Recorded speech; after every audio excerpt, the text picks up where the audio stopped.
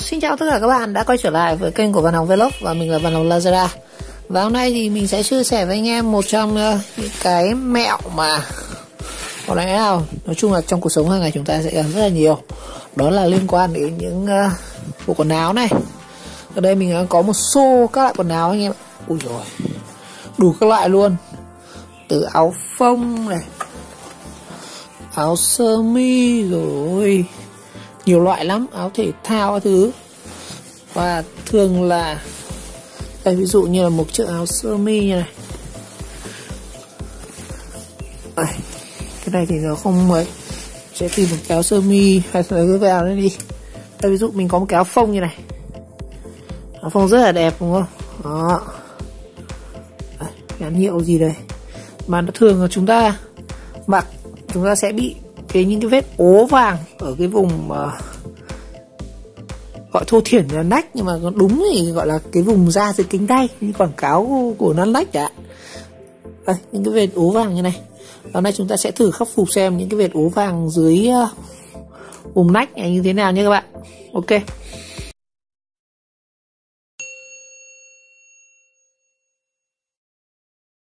Giờ đầu tiên đó là mình sẽ nói về cái nguyên nhân nó dẫn đến bị hiện tượng ố vàng như này. Đó. Cái nguyên nhân thì thường là do những người mặc những cái chiếc áo như này họ bị mồ hôi ở dưới nách này, hoặc là nó nói đúng như là bị hôi nách cái gì đấy.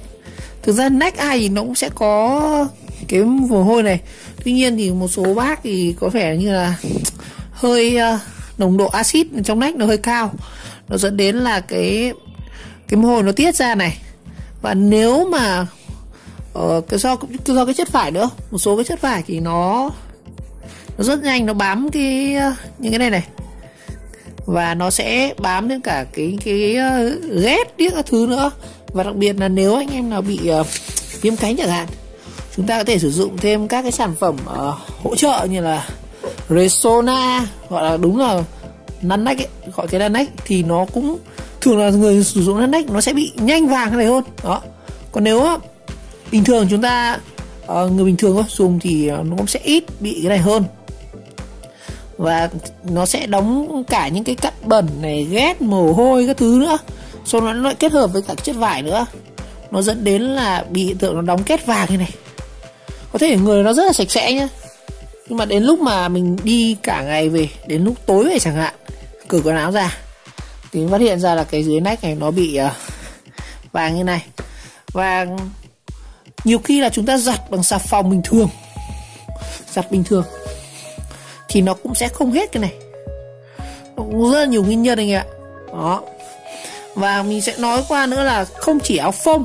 Đây là mình có một chiếc áo phông, mà đến là chúng ta hay gặp nhất là đối với những chiếc áo sơ mi, và đặc biệt là sơ mi màu trắng ạ. Màu đen thì nó cũng có những vết ố đấy, nhưng mà chúng ta sẽ rất là khó nhìn. Nhưng mà đối với sơ mi màu trắng ạ thì những vết ố dưới nách này nó sẽ này, nó sẽ khá là rõ luôn. Đặc biệt là những chiếc áo sáng màu. Đó. Cái này thì thực ra nó không ảnh hưởng đến quần áo, như là nó không làm hỏng áo hay gì cả, mà nó sẽ ảnh hưởng khá nhiều đến thẩm mỹ. Đấy, chẳng các anh em mặc một chiếc áo mà nó bị vàng nách này thì lúc mà chúng ta thực ra nếu mà mặc áo cục không để ý đâu, mà thì thẳng giơ tay lên ấy sẽ bị rất dễ là chúng ta sẽ bị mất tự nhiên, bị ấy. Đây, cái này nó hơi ố vàng này. Đó.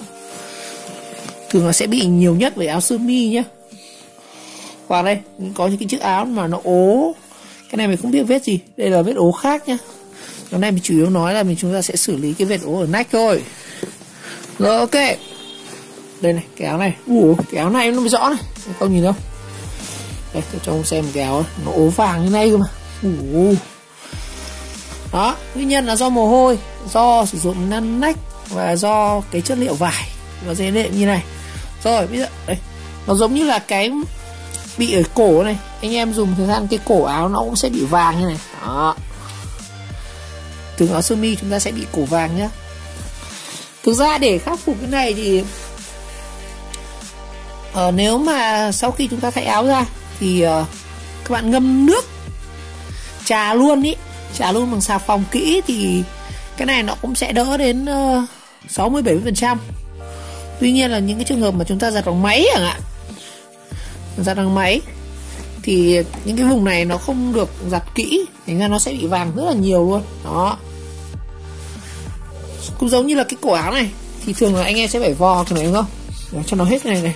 Đó, cái cổ áo nó không bị này, cái vùng nách này vẫn bị này. Đó, cái này do là phần nhiều là do cái hóa chất từ cái dung dịch lăn nách nhá. Đó. Rồi, bây giờ mình sẽ nói về cách xử lý. Cách xử lý cái này thì nhiều cách lắm anh ạ. Mình có thể sử dụng các cái chất khử để tẩy cái này. Mình sẽ kể đến như là đây, mình có một số cái chất. Đây, mình có một số các cái chất liệu mà chúng ta có thể khử được những cái vết ố vàng ở nách này. Đó. Đó. Đầu tiên đó chính là cái thuốc tẩy nước da ven. Cái này mình trước từng có làm video rồi. Nhưng mà cái nước da ven này nó chỉ phù hợp với anh em khi mà anh em tẩy những chiếc áo trắng hoàn toàn. Đây, ví dụ như là cái chiếc áo trắng hoàn toàn như này. Đấy. Cái này thì nó không phải là trắng hoàn toàn, nó có vẫn cái viền đen này. Đây, sẽ lấy một cái áo trắng hoàn toàn cho anh em. Đây, ví dụ như cái chiếc áo trắng kiểu này. Đấy. Thì mình có thể ngâm cái này. Nó sẽ trắng muốt cái này luôn. Đó. Nhưng mà đối với áo sơ mi thì cũng được, nhưng mà nếu mà tẩy thì nó sẽ hơi bạc màu chút anh ạ. Ví dụ mình tẩy xong cái áo này thì nó sẽ ra là cái màu áo các bạn đang màu xanh ấy, nó có thể nó sẽ ra màu trắng chẳng hạn, nó sẽ bị phai mất một chút màu. Đó, nên tốt nhất là cái nước này chúng ta chỉ tẩy người ta sẽ tẩy chủ yếu là ga chải giường chẳng hạn, khăn mặt trắng. Cái này thường người ta sẽ sử dụng trong khách sạn khá là nhiều, nhà nghỉ người ta hay sử dụng cái này. Rồi, bây giờ mình sẽ nói về một số các cái mà chúng ta hay gặp ở đời sống mình có thể áp dụng được. Đầu tiên đó chính là một trong những cái bột rất là thần thánh luôn. Cái bột này thì đây, nó chính là bột baking soda. Cái này anh em có thể mua ở ngoài tiệm làm bánh này, trên Lazada, Shopee, nói chung cái này bán khá nhiều. Tìm là bột baking soda. Cái này rẻ lắm, có 30.000 một hộp thôi. Ở đây mình sẽ đổ đây rồi. Cái này vừa có thể tẩy trắng răng, tẩy đồ bếp, và đặc biệt nó sẽ rất là phù hợp với tẩy cái quần áo này các bạn. Các bạn chỉ cần trà lên này, chúng ta cho nước ấm, chúng ta đánh, chúng ta ngâm cho 3-4 thìa vào, chúng ta ngâm, có thể vò đi. Các bạn ngâm khoảng 1-2 tiếng thì cái này nó sẽ tác dụng là nó sẽ bong hết các cái vết ố vàng đây. Đó. Mình sẽ có một video thực nghiệm làm cho anh em xem. Đó. Video này chỉ chia sẻ anh em một số các cái loại hóa chất, hoạt chất mình hay gặp, mình có thể xử lý được cái vết ố vàng ở nách này. Rồi, và muốn để cho nó hiệu quả cao hơn thì các bạn có thể kết hợp cái baking soda này với rất nhiều thứ. Nhưng mình có thể kết hợp với muối, với giấm, với oxy già. Đó. Rồi, hoặc là các bạn chỉ dùng không baking soda này cũng được. Đó, ở đây mình có hai cái hộp này. Đây, hai cái hộp này chính là cái tác nhân mà dẫn đến cái ố vàng đây này. Anh em thấy là áo nam sẽ bị nhiều hơn nhá. Đó, áo nam sẽ bị nhiều hơn. Đây là sơ mi thì cho nam mà, nó sẽ bị nhiều hơn vì do cái nội tiết của nam, cái hormone của nam nó sẽ cao hơn, và thường anh em sẽ có bị nặng mùi nách nhiều hơn, và người ta hay sử dụng các cái sản phẩm như này. Đây chính là những cái lọ lăn lách. Cái này thì nó có tác dụng thì thứ nhất là nó bôi thơm đấy, nhưng mà chính cái này nó có tác dụng là nó giữ luôn cả cái chất nhờn, các cái chất nhớt, các cái dịch có thể nó tiết ra. Thế dẫn đến nó đóng, nó kết với cả mồ hôi, kết hợp với áo này, cho người ta đi, người ta nó quá trình nó không lưu thông được, nó dẫn đến nó như kiểu nó phản ứng hóa học, nó oxy hóa luôn cả cái mảng này. Đó, chính là phần lớn là do những cái này nó dẫn đến áo bị ố vàng. Đó. Rồi, bây giờ mình sẽ nói tiếp theo là một cái hóa chất để tẩy nhá, baking soda này, nước tẩy da ven này, 2 chất rồi. Chúng ta có thể dùng một chất nữa, đó chính là giấm. Đó. Các bạn có thể dùng cái giấm này, nó sẽ có 2 tác dụng đối với những cái chiếc áo bị ố như này. Thứ nhất, những cái chiếc áo như này ố, ngoài việc ố thì nó có thể bị thêm nó là nó có mùi khá là khó chịu, mùi hôi này. Hoặc là nếu mà chúng ta đánh bằng giặt bằng xà phòng sạch rồi, nhưng mà nhiều bác bị nặng mùi ấy, viêm cánh nặng chẳng hạn, thì nó vẫn còn mùi khá là giống kiểu mùi rán ấy, thì các bạn có thể sử dụng cái giấm này, chúng ta cho vào đây, nó sẽ có hai tác dụng: tẩy sạch vết ố và làm giảm bớt cái mùi hôi khó chịu ở trên những cái chiếc áo, và đặc biệt những cái vùng da nhạy cảm như nách này chẳng hạn. Rồi, giấm. Và tương tự với giấm thì sẽ có một cái hoạt chất nữa có tác dụng tương tự thôi, đó chính là chanh các bạn. Hai cái thành phần này nó là hai thành phần axit. Chanh thì nó sẽ có tác dụng tương tự như là với giấm. Các bạn vắt quả chanh này ra, chúng ta cho lên đây, đó, khử mùi, khử màu, đó, chanh. Rồi, và một cái nữa đó chính là muối.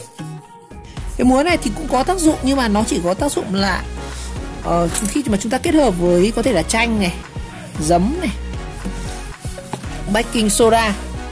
Còn nếu mà mình nghĩ rằng dùng muối không thì rất là khó thể tẩy được cái này, rất khó dùng muối để có thể tẩy cái này anh em ạ. Cái muối này nó chỉ làm tăng cái phản ứng của cái axit lên thôi. Đó. Rồi tiếp theo mình sẽ có một cái nữa. Đây, cái này khá là độc. Đó chính là nước oxy già. Cái nước oxy già này nó khử cái này cũng khá là tốt, nhưng mà để tốt nhất thì anh em sẽ kết hợp oxy già với baking soda nhé.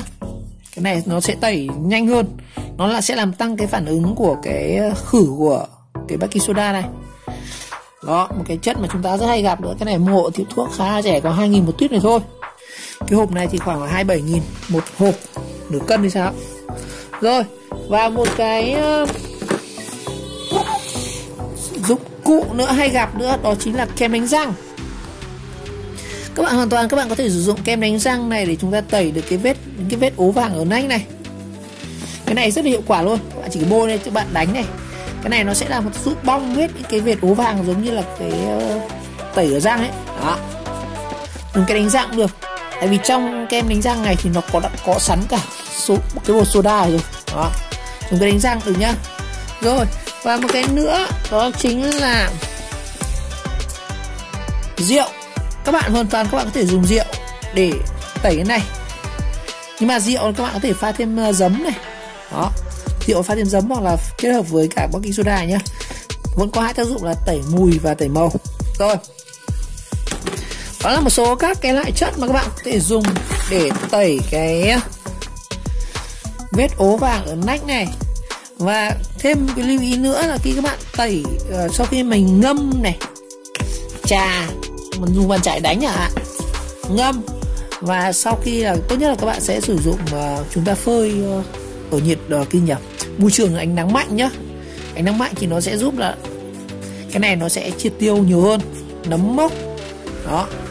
Và cái thứ hai nữa là sau khi các bạn đã giặt phơi nắng to khô rồi thì các bạn, để tránh cái trường hợp mà chúng ta bị lại như này, thì các bạn hãy dùng một ít cái này, đó là cái phấn rôm cho trẻ em ấy. Các bạn bôi lên cái nách này, bôi lên nách được, và bôi lên áo được các bạn nhé, thì nó sẽ giúp là đỡ chúng ta bị cái vết ố này hơn. Đó, như vậy mình đã chia sẻ với các bạn những nguyên nhân dẫn đến là cái áo vùng nách của chúng ta bị ố vàng này, và chúng ta sẽ dùng những cái chất gì, những cái lưu ý khi giặt. Đó, những cái chất này. Rồi, một lần nữa cảm ơn các bạn đã theo dõi video clip, và nếu thấy video hay và ý nghĩa các bạn nhớ like, subscribe kênh để chờ đón các video tiếp theo.